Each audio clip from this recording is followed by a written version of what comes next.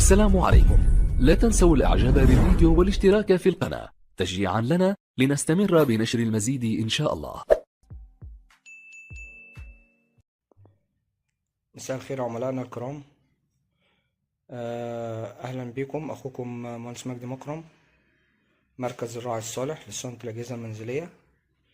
النهاردة معانا غسالة وايت بوينت جراندو اللي هي 10 كيلو. النهاردة كنت عايز الفت نظركم لحاجة مهمة جدا جدا كنا بنتكلم فيها كتير واتكلمنا فيها وهتكلم فيها.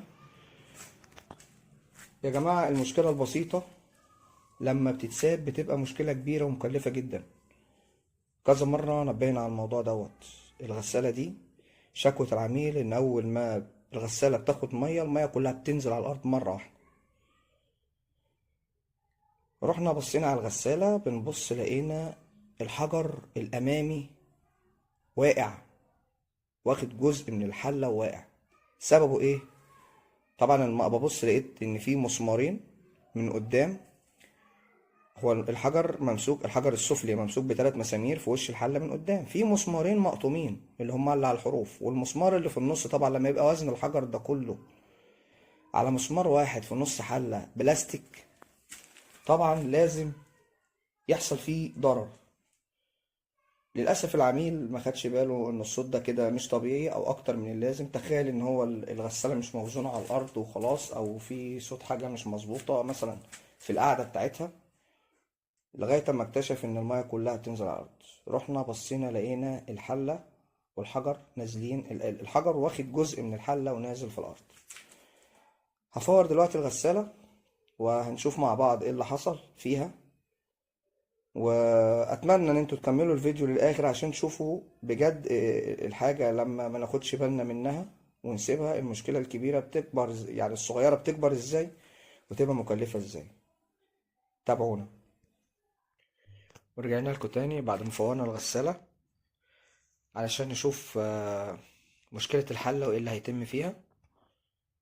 وزي ما انا قلت لكم، طبعا البودي بعد ما اتفك خالص والموتور الضفيرة كارتة بالضفيرة كاملة تمام. حبينا بقى نشوف مكونات الحلة. حبينا بقى نشوف دلوقتي ايه اساس المشكلة في نزول المية جامد بالطريقة دي من الحلة. تمام. طبعا فكينا الحل اهو، لان انا اساس المشكله ان هنا في الصوابع اللي بتربط الحجر التقال دوت من قدام، الصوابع دي مكسوره. طبعا فضل الحجر يرزع جامد. تمام. مسمار واحد اللي ماسك ومسمارين تانيين مكسورين. طبعا فضلت الحجر دوت يرزع جامد في الحله. عشان كده احنا بنقول للعميل لما يكون في صوت عالي في الغساله مش طبيعي، لو سمحت وقف الغساله فورا واتصل باي فني يشوف المشكله ايه، عشان لو مشكلة كبيرة ما تكبرش. هل هي مشكلة بلي ولا مشكلة حاجة تانية؟ احنا هنا المشكلة البلي تمام، مفيش فيه مشكلة، بس يا ريت هو اللي كان بايظ. آه زي ما هنوريكم دلوقتي، للأسف الحجر لما فضل متعلق على مسمار واحد والمسمارين التانيين مفكوكين أو مكانهم مكسور. تمام. اللي حصل إن تقل الحجر كله فضل على مسمار واحد لدرجة إن هو للأسف زي ما انتوا شايفين، بصوا، خلع، كسر جزء كامل من الحلة وطلع بالشكل ده. طبعا الحلة بالطريقة دي زي ما انتوا شايفين كده خلاص، دي كده ما تنفعش تاني. ادي الحلة الاستانلس اهي اللي بتلف من جوه، خلاص كده الحلة نفسها كده انتهت. وده بسبب ايه؟ بسبب ان مشكلة بسيطة في الاول كان اللي بيحصل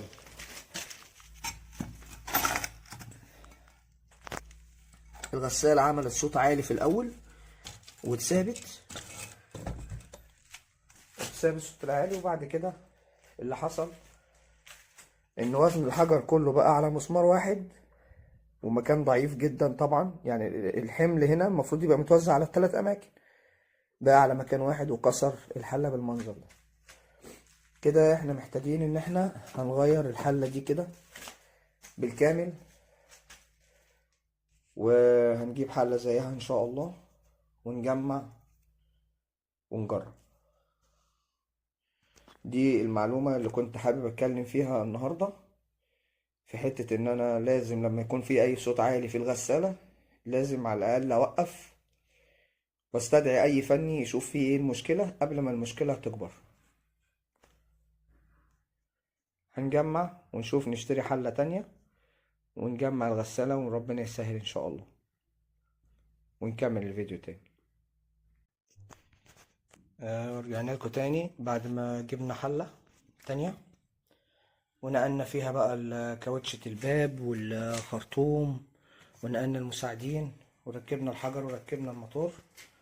وادي شكل الحلة، المسامير بتاعة الحجر زي ما احنا شايفين اهي متركبة تمام. وادي الصوابع اللي بيبقى راكب فيها، ادي اول مسمار، وادي مكان تاني مسمار، وادي مكان التالت. الحلة القديمة كان الجزء ده بقى كله هو اللي مكسور مخلوع خلع تمام. ادي كده الحمد لله الدنيا تمام. عشان نتأكد بقى من جودة الحلة دي تمام، يبقى انا دلوقتي بلف. المفروض ان انا ما بسمعش صوت خالص عشان اطمن ان كده صوت البلي بتاعها تمام، زي ما انتم سامعين كده اهو، ولا اي حاجه. صوت البلي كده نشكر ربنا الدنيا تمام، ولا في اي بوش في الحله. الحله ما فيهاش اي بوش ولا صوت بلي تمام. ادي طنبوره تلف مفيش اي صوت. طبعا لو احنا ركبنا السير هنسمع صوت شربون الموتور نفسه بقى معاه. يعني لو انا ركبت السير كده اهو تمام، انا بركب بايد واحده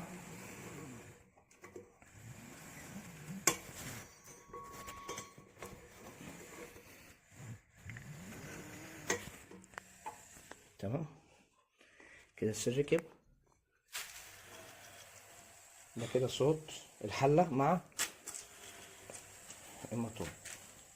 فكده نشكر ربنا الدنيا زي الفل. هنجمع بقى الغسالة في البودي والضفيرة، وبعد كده نجرب بحمل غسيل ومية ونشوف الدنيا ان شاء الله. كل حاجة بقى نشيك على كل حاجة في الغسالة.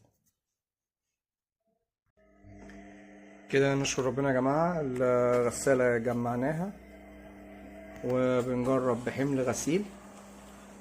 مركز الراعي الصالح مهندس مجدي مكرم 012-245-42034، والمهندس ابن مجدي 012-2-155-19-77.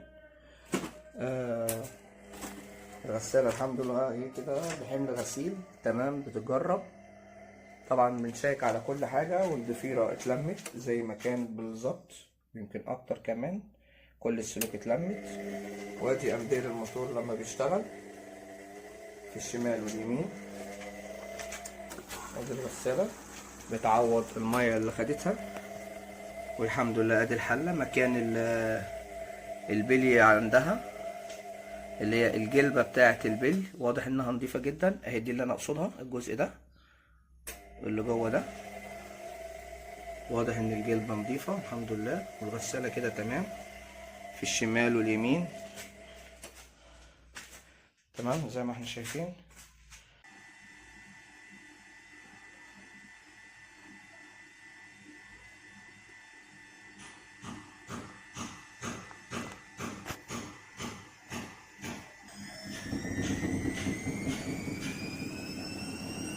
ادي كده سرعة العصر،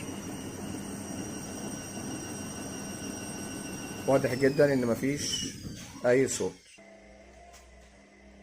بنشكركم على حسن متابعتكم، ونتمنى اللي ما اشتركش معانا في القناة يشترك ويفعل زر الجرس ويعمل لنا مشاركة علشان يوصلكم كل جديد من معلومات مركز الراعي الصالح. شكرا. السلام عليكم. لا تنسوا الاعجاب بالفيديو والاشتراك في القناة تشجيعا لنا لنستمر بنشر المزيد إن شاء الله.